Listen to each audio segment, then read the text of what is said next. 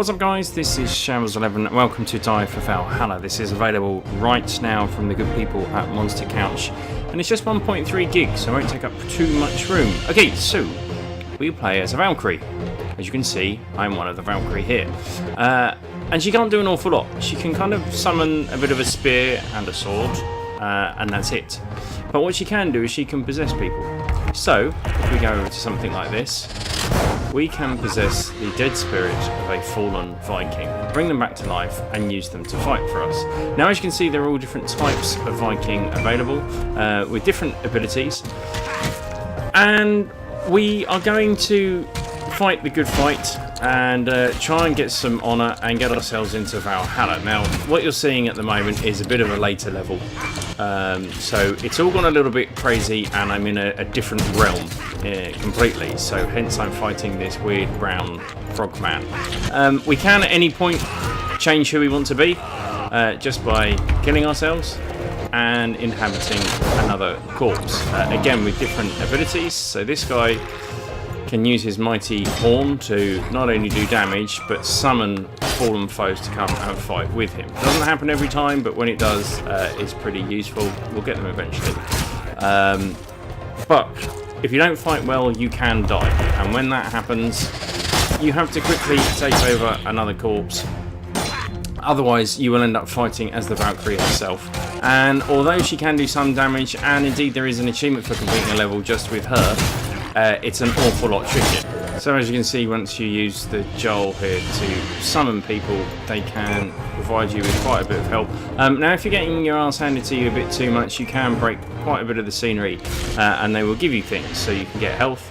You also get different kind of chests or boxes or in this case mushrooms that do things. They will either explode or release toxin clouds or just things to generally kind of help you along the way. So while you can just keep switching between different characters, there's no kind of huge penalty for death. You want to keep your people alive because they gain abilities, and they're pretty useful abilities. Some will inflict poison upon people, others will allow you to leech health, some will give you extra speed, better use of ability. So I've got 3 uses. You can get up to, I think I've had up to 5 before. You also kind of want to hit people rather than miss them. So really it is in your interest to keep your little Viking alive. So as well as having the various different Vikings that you can take over and use their abilities, for collecting essence you can get these skills that all kind of add up and allow you to do various things. On top of that you get these runes which add various different attack, defense, health and spirit levels.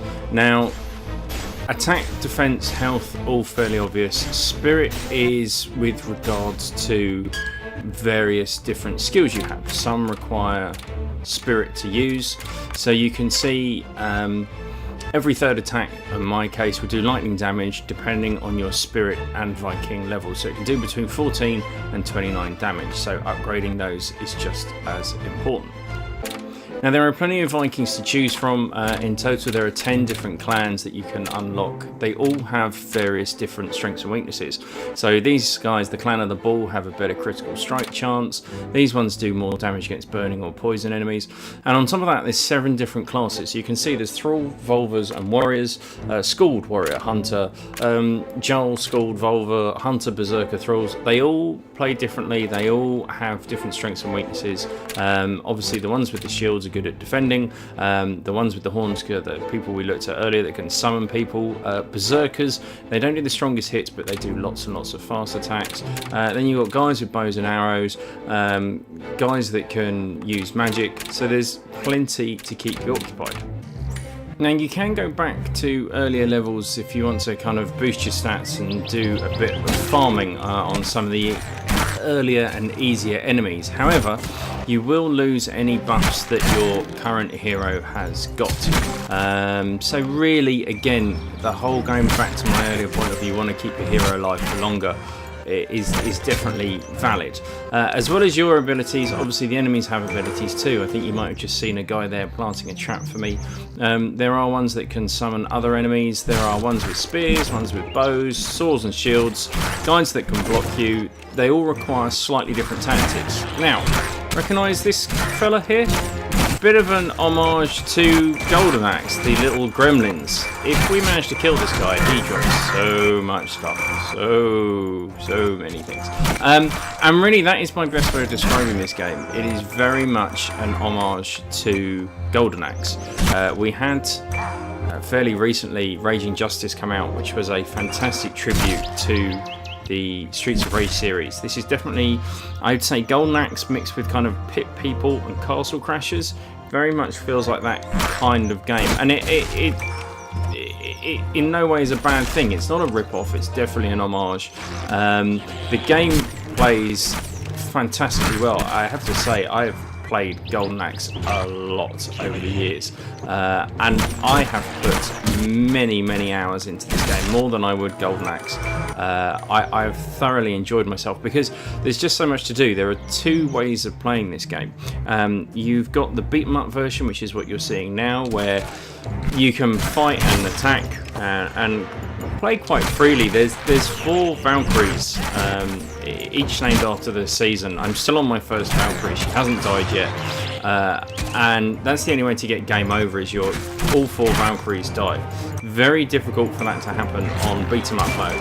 The levels kind of all unlock procedurally, one after the other, depending on how far you've gone, on which paths you choose. Kind of side quests get opened up, and it's a nice, easy, gentle kind of learning curve. In fact, you'll spend quite a bit of it thinking the game's pretty easy and you're not really being challenged.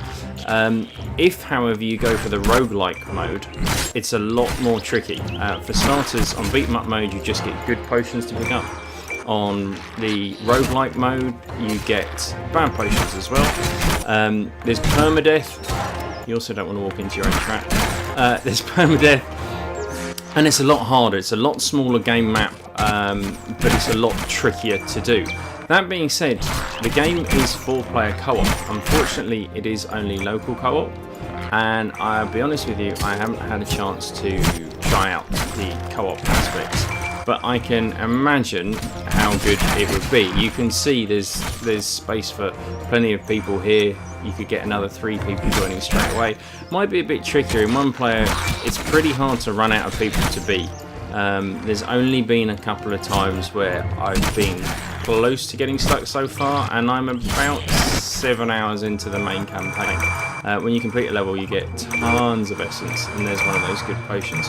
As you can see, I'm on fire, I've got super speed, and I've got my special ability I can use now. There's plenty of variation in levels. You fight in, it's no real spoiler, you fight in a volcano, you fight in caves, and the enemies vary quite a bit too. To start off with, I was just concerned that a lot of the enemies were being repeated over and over, but they really do change depending on the environment and where you are. There's far more to see as well once you start getting into co-op. There is the deathmatch challenge mode, which obviously puts you against your friends who can survive. And then there is the survival mode, where you're not against each other, but you are against the various enemies and elements and who will last the longest. So there is plenty to see, plenty coming back. Now, on to achievements. The game is quite generous with some of them. I am on 400 and something G so far on 7 hours of gameplay. I could probably get that down had I not gone back and tried leveling up and just had fun with it, really. Quite a lot of the achievements are fairly standard. You will just get them from standard playthroughs that might at first seem quite tricky. There's one for 100 multi-kills that at first seems like it's an awful challenge, but is actually incredibly easy once you get these little scorpion dudes that die on 1 hit. There are ones for getting through levels without losing a character on each of the characters. Again, fairly straightforward on the earlier levels. Some of them are a little more tricky and are going to take a long time. You will need to unlock all of the clans. You will need to basically get all of the upgrades you can for your character. So there's plenty to keep you going. But it's by no means a bad thing. There are areas where you can boost some achievements. There's one for getting 100 defends with a shield, which I've done quite easily. I thought that would be really tricky. That's my special. But actually I found quite a nice spot where I could boost that. I don't want to give any spoilers away, so if you need help with that, let me know. But the rest of the achievements I've just had the pleasure of unlocking whilst playing, which is always a nice thing. On top of that, we get sections where we can free various different Vikings to come and fight for us, which is pretty cool. They do have their own life. Some of them can be healed. We have sections where we have to defend. It's not just all attack. This is my only kind of negative with some of the AI with some of these guys. They do get themselves stuck and will just irritatingly stand next to a barrel that's about to explode, or indeed just get stuck when they don't need to, which can get a little bit frustrating. You can also unlock some companions, which are pretty cool. They're all very cute looking, but they do some pretty awesome effects. I've got ones that look like little baby deer, ones that look like badgers, all sorts of kind of cute and furry animals that just float along next to you, but some will just provide a distraction, which is great because it keeps them from attacking you. Others will buff you, others will debuff the enemy, so they've really got some quite useful traits, and they're all a welcome part of the team. And speaking of which, here we go. As you can see, I have a little hedgehoggy dude that's now going to fly around following me. And you can have several of these at once. They will stack.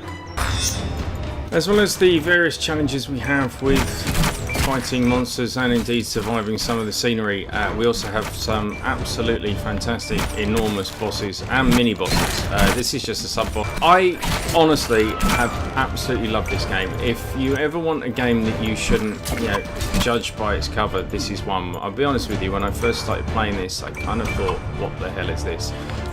It seemed very weird when we were just taking over a Valkyrie that couldn't really do much, and it seemed like it was some weird summoning game.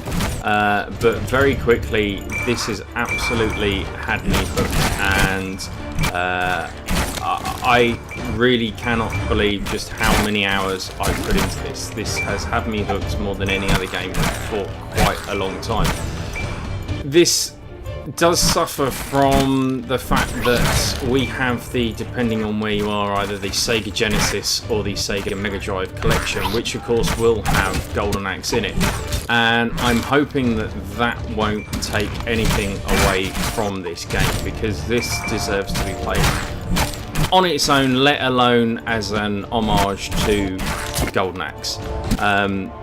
I really genuinely can't recommend this enough. If you like this kind of game, a bit of action, yes, there are RPG elements to it, but it's really not too tricky. It's not hard. It shouldn't be a factor you need to think about whilst deciding whether to get this game or not.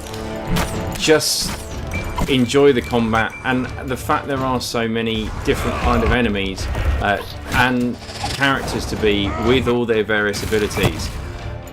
It really does give you the opportunity to play the game as you want to play it. I have thoroughly enjoyed every minute. Like I say, this is out now. Please give it a go. Let me know what you think. Thank you ever so much for watching. I'm Shams11. Until next time.